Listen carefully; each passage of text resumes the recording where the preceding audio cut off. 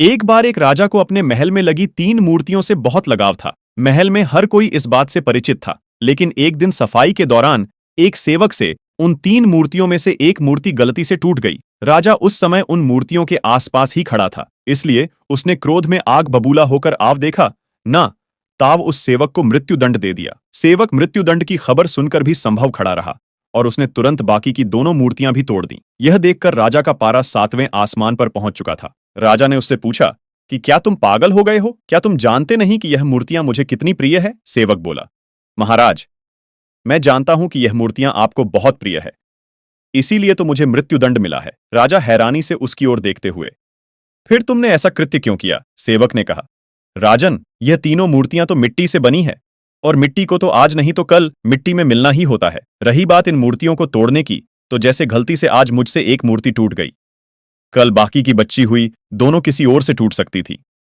राजन, मुझे तो एक मूर्ति को तोड़ने पर मृत्युदंड मिल ही चुका था, इसलिए मैंने बाकी की दोनों भी तोड़ दी ताकि अन्य कोई मृत्युदंड से बच जाए। राजा उसका उत्तर सुनकर अवाक रह गया। राजा ने उससे पूछा कि तुम मृत्युदंड मिलने पर भी संभव कैसे हो? ऐसी विषम परिस्थिति में भी तुमने धैर्य नहीं खोया, बल्कि तुम दूसरों के भले के बारे में सोच रहे हो कि कहीं किसी और को मृत्युदंड ना मिले। सेवक बोला, राजन, ईश्वर ने मुझे यह मनुष्य जीवन दिया, हर एक सुख सुविधा उपलब्ध कराई। जब जीवन और सुख सुविधाएं ईश्वर ने दी है, तो अगर उसने कुछ कटु अनुदान दे भी दिया तो उसकी नियति पर शक नहीं करना चाहिए। जीवन और मृत्यु पर केवल उसका अधिकार है।